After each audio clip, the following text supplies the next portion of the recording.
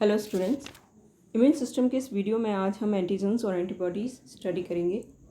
Antigens की बात करें तो एंटीजन्स ये जो टर्म है इनिशियली कॉइन की गई थी क्योंकि ये ऐसे कंपाउंड्स होते हैं, ऐसे फॉरेन एजेंट्स होते हैं जो कि आपकी बॉडी में एंटीबॉडी रेस्पॉन्स को जनरेट कर सकते हैं। तो इसलिए ये टर्म दी गई थी एंटीजन। एंटीबॉडी रेस्पॉन्स जो जनरेट कर सके उसे एंटीजन बुलाया जाता है।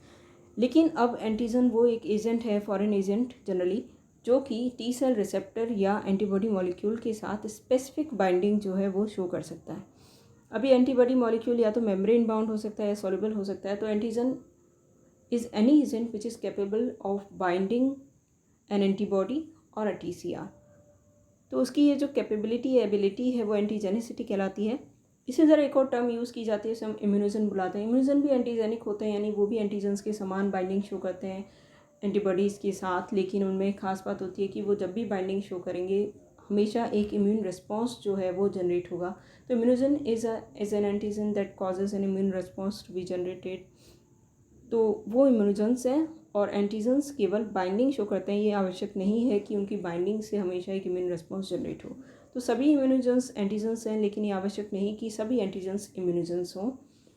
इम्यूनोजेनिसिटी होने के लिए एक फॉरेन मॉलिक्यूल में, फॉरेन एजेंट में कुछ कैरेक्टरिस्टिक्स का होना आवश्यक है। फॉर एग्जांपल फॉरेननेस का होना, यानी वो आपकी बॉडी के सेल्स से कितना डिफरेंट है, क्योंकि आपकी बॉडी का जो इम्यून सिस्टम है वो सेल्फ नॉन सेल्फ रिकॉग्निशन करने में कैपेबल है। तो जो भी सेल्फ मॉलिक्यूल्स होते हैं उनके प्रति वो टॉलरेंट होता है। लेकिन कोई भी ऐसा फॉरेन एजेंट जो कि बाहर से आपकी बॉडी में आया हो और इसकी वो फॉरेननेस जितनी अधिक होगी, इम्यून रिस्पॉन्स उतना ही अधिक उसके अगेंस्ट में जनरेट होगा। इसी तरह साइज़ भी एक फैक्टर है, क्योंकि मॉलिक्यूलर वेट जितना अधिक होता है किसी फॉरेन मॉलिक्यूल का, फॉर एग्जांपल 6000 डाल्टन से कम अधिक हो, तो वो जो एजेंट्स होते हैं, मॉलिक्यूल्स होते हैं, कंपाउंड्स होते हैं, वो जनरली इम्यूनोजेनिक होते हैं। लेकिन अगर लो मॉलिक्यूलर वेट है, फॉर एग्जांपल 1000 डाल्टन से कम, जैसा कि पेनिसिलिन या एस्पिरिन का होता है, तो वो इम्यूनोजेनिक नहीं होते। उनके अगेंस्ट आपका इम्यून सिस्टम कोई रिस्पॉन्स जनरेट नहीं करेगा। केमिकल कॉम्प्लेक्सिटी भी एक कैरेक्टरिस्टिक होनी चाहिए, यानी केमिकली जो कॉम्प्लेक्स होते हैं कंपाउंड्स, फॉर एग्जांपल प्रोटीन्स, वो जनरली इम्यूनोजेनिक होते हैं। लेकिन ऐसे कंपाउंड्स जो इतने केमिकली कॉम्प्लिकेटेड नहीं है, फॉर एग्जांपल होमोपॉलीमर्स, यानी सिमिलर यूनिट्स के बने हों, या लिपिड्स हों या न्यूक्लिक एसिड्स हों, ये पुअर इम्यूनोजेंस होते हैं। हालांकि अगर इन्हें ऐसे किसी प्रोटीन कैरियर के साथ में कंजुगेट कर दिया जाए जो कि सफिशेंटली केमिकली कॉम्प्लेक्स हो, तो वो अच्छे इम्यूनोजेंस में कन्वर्ट हो जाते हैं और इम्यून रिस्पॉन्स जो है उनके अगेंस्ट बहुत ही अच्छा इम्यून रिस्पॉन्स जो है जनरेट हो सकता है।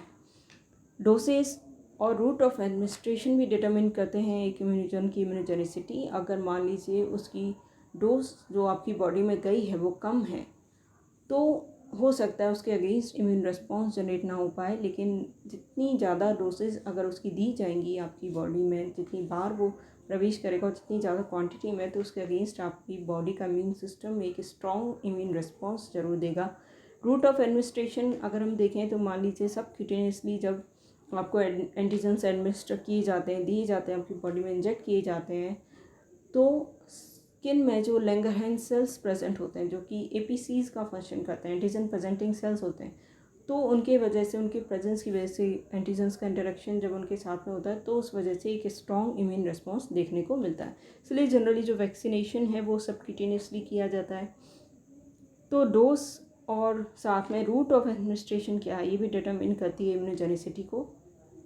तो कुछ सब्सटेंसेस ऐसे होते हैं जो कि अपने लो मॉलिक्यूलर वेट के कारण और केमिकल सिंपलिसिटी के कारण इम्यूनोजेनिसिटी शो नहीं कर पाते, यानी उनके अगेंस्ट इम्यून रिस्पॉन्स जनरेट नहीं हो पाता है। तो वो एंटीजेनिक तो है, यानी बाइंड तो कर रहे हैं एंटीबॉडीज़ के साथ, लेकिन उनके बाइंडिंग से बी सेल्स एक्टिवेट नहीं हो रहे और ना ही एंटीबॉडीज़ का सिंथेसिस स्टार्ट हो रहा है, तो कोई इम्यून रिस्पॉन्स नहीं बन रहा है। तो ऐसे जो एंटीजन्स है वो जनरली हेप्टेंस कहलाते हैं। हेप्टेंस को अगर हम ऐसे किसी कैरियर के साथ जोड़ दें, कंजुगेट कर दें, जिसका मॉलिक्यूलर वेट खुद में हाई हो, जो केमिकली कॉम्प्लिकेटेड हो, तो वो जो है एक इम्यून रिस्पॉन्स जनरेट करने में कामयाब हो जाते हैं। अब हम बात करते हैं आगे इम्यूनोग्लोबुलिन्स की, यानी एंटीबॉडीज़ की। एंटीबॉडीज़ वो ग्लाइकोप्रोटीन्स हैं जो एंटीजन्स के साथ बाइंड करती हैं और जिन्हें एक्सक्लूसिवली बी सेल्स जो इम्यून सिस्टम की वो सिंथेसाइज करते हैं। सभी एंटीबॉडीज़ को कलेक्टिवली इम्यूनोग्लोबुलिन्स भी बुलाया जाता है। ये ब्लड प्लाज्मा में पाई जाती हैं। कम से कम 20% बना रही है टोटल प्रोटीन कंपोनेंट का, तो एक तरह से काफ़ी अबेंडेंट होती हैं ब्लड प्लाज्मा में। तो ये बी सेल मेम्ब्रेन पे भी प्रेजेंट हो सकती हैं रिसेप्टर की फॉर्म में, तो मेम्ब्रेन बाउंड एंटीबॉडीज़ भी पाई जाती हैं। इसके अलावा ये जब बी सेल्स प्लाज्मा सेल्स में कन्वर्ट हो जाते हैं एंटीजन से एक्टिवेट होने के कारण, तब भी ये प्लाज्मा सेल्स जो हैं एंटीबॉडीज़ को काफ़ी बड़ी संख्या में सिंथेसाइज करते हैं। तो बेसिक स्ट्रक्चर अगर हम किसी भी एंटीबॉडी मॉलिक्यूल का या आईजी मॉलिक्यूल का देखें तो उसमें वाई शेप मॉलिक्यूल ही हमें दिखता है, जिसमें 2 एंटीजन बाइंडिंग साइट्स पाई जाती हैं, इसलिए हर एक एंटीबॉडी मॉलिक्यूल बाईवेलेंट होता है। ये जो मॉलिक्यूल है वो एक्चुअली में एक हेटेरोडाइमर है, यानी 2 अलग अलग डाइमर्स से मिलकर बना है। हर एक डाइमर में एक हैवी चेन और एक लाइट चेन पाई जा रही है। तो इस तरह इस पूरे हेटेरोडाइमर में 2 लाइट चेन्स हैं और 2 हैवी चेन्स हैं। लाइट चेन्स छोटी हैं साइज़ में और ये 220 अमीनो एसिड रेजिड्यूज से मिलकर बनी होती हैं। इनका मॉलिक्यूलर वेट कुछ 25,000 डाल्टन्स के करीब होता है। जो हैवी चेन्स हैं वो भी 2 हैं संख्या में और ये कुछ बड़ी हैं साइज़ में, और 440 तक के अमीनो एसिड रेजिड्यूज इनमें पाए जाते हैं और इनका जो मॉलिक्यूलर वेट है 50,000 डाल्टन्स के करीब होता है। तो एक हैवी चेन एक लाइट चेन से जुड़ी हुई है डाइसल्फाइड ब्रिजेस के थ्रू और दूसरे लिंकेजेस के थ्रू, और फिर ये जो हैवी लाइट चेन का डाइमर है वो दूसरे ऐसे सिमिलर डाइमर से जुड़ा रहता है डाइसल्फाइड लिंकेजेस के थ्रू। इस तरह एक हेटेरोडाइमर या वाई शेप्ड मॉलिक्यूल जिसे हम इम्यूनोग्लोबुलिन बनाते हैं उसका निर्माण होता है। अब हम इसमें बात करें तो लाइट चेन्स की 2 क्लासेस पाई जाती हैं, या तो वह कैप्पा होती हैं या लैम्डा क्लास की। तो एक आईजी मॉलिक्यूल में या तो दोनों लाइट चेन्स कैप्पा प्रकार की होंगी या दोनों ही लैम्डा प्रकार की होंगी। ऐसा नहीं होगा कि एक लाइट चेन कैप्पा प्रकार की हो दूसरी लैम्डा प्रकार की। इसी तरह हैवी चेन्स की भी 5 डिफरेंट क्लासेस या टाइप्स पाए जाते हैं और उन्हीं के बेसिस पे हम एंटीबॉडीज़ की 5 क्लासेस को डिफाइन करते हैं। फॉर एग्जांपल के लिए अगर हैवी चेन म्यू टाइप की है तो एंटीबॉडी की क्लास IgM होती है। इसी तरह अगर हैवी चेन डेल्टा टाइप की है तो वो एंटीबॉडी क्लास IgD कहलाती है। IgG क्लास की एंटीबॉडीज़ में हैवी चेन गामा होती है। इसी तरह IgA क्लास की एंटीबॉडीज़ में जो हैवी चेन होती है वो अल्फ़ा प्रकार की पाई जाती है। IgE जो एंटीबॉडीज़ हैं उनमें हैवी चेन एप्सिलॉन प्रकार की होती है। IgA क्लास की बात करें तो उसमें भी 2 सब क्लासेस पाई जाती हैं, IgA1 और IgA2, क्योंकि उनमें 2 हैवी चेन्स की टाइप्स हैं, अल्फ़ा 1 और अल्फ़ा 2। इसी तरह IgG में 4 सब क्लासेस हैं, IgG1, IgG2, IgG3, IgG4, और इनमें जो हैवी चेन्स पाई जाती हैं वो गामा 1, गामा 2, गामा 3, गामा 4 हैं रेस्पेक्टिवली। तो आप देख रहे हैं कि जो हैवी चेन्स उनमें अगर थोड़ा डिफरेंस आ जाता है तो वो अलग अलग क्लासेस में बढ़ जाती हैं, और अगर और ज़्यादा डिफरेंस आ जाए तो क्लासेस सब क्लासेस में भी बांटी जा सकती हैं। लेकिन एक एंटीबॉडी मॉलिक्यूल में दोनों हैवी चेन्स एक ही प्रकार की होंगी, दोनों लाइट चेन्स भी एक ही क्लास को बिलोंग करेंगी।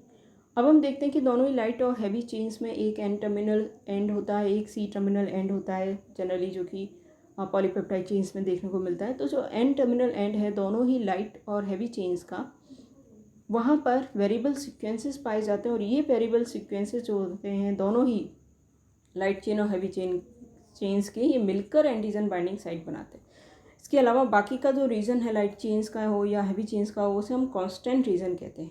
तो ये जो VL और VH है दोनों साइड में वो एक एक एंटीजन बाइंडिंग साइट बना रहा है, और बाकी का जो कांस्टेंट रीजन है फॉर एग्जांपल लाइट चेन का वो CL कहलाता है, और हैवी चेन के जो कांस्टेंट रीजन्स हैं CH1, CH2, CH3, ऐसे उन्हें नंबरिंग की जाती है।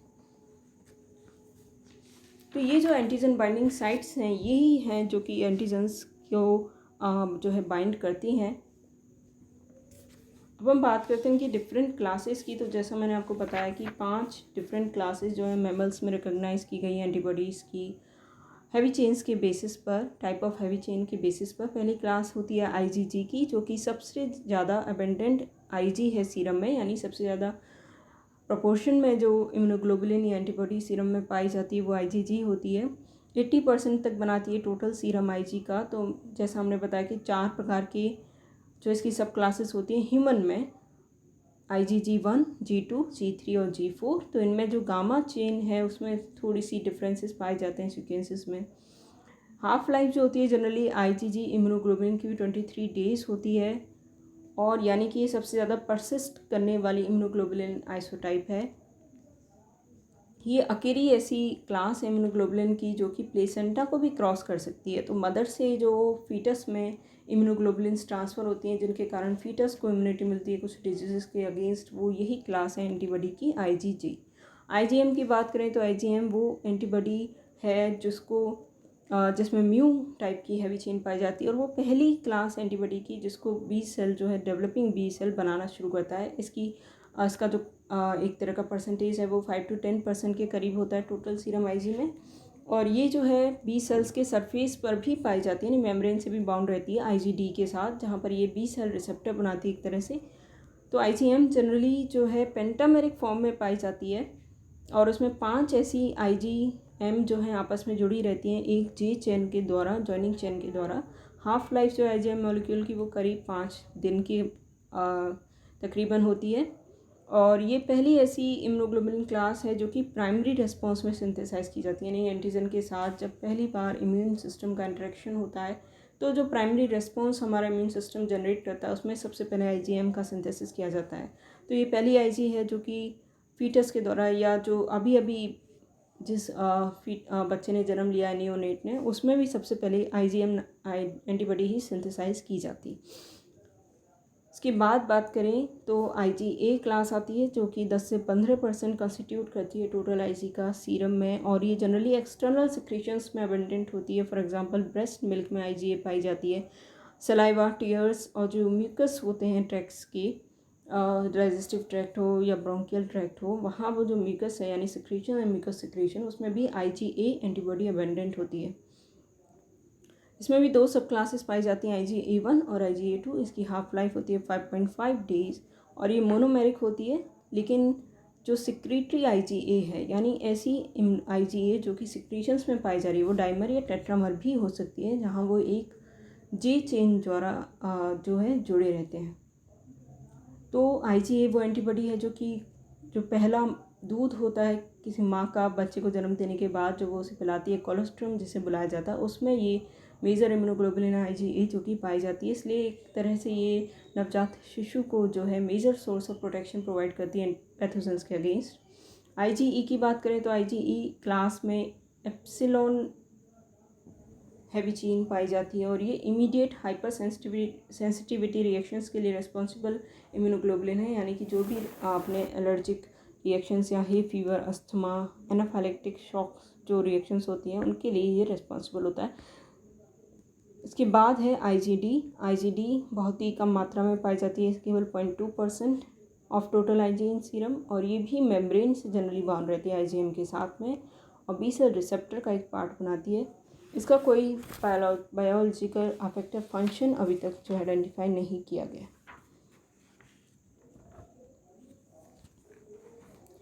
इसके बाद हम बात करते हैं एंटीजन एंटीबॉडी इंटरेक्शन की। तो जैसा मैंने आपको बताया कि एंटीबॉडीज जनरली बाइवेलेंट होती हैं, तो वो एक पर्टिकुलर एंटीजन का कोई भी ऐसा पार्ट उससे बाइंड करते हैं जो स्मॉलेस्ट यूनिट है वो एंटीजन का, जिसके साथ वो एंटीबॉडी बाइंड कर रही है, उसी को हम एंटीजेनिक डिटर्मिनेंट या एपिटोप बुलाते हैं।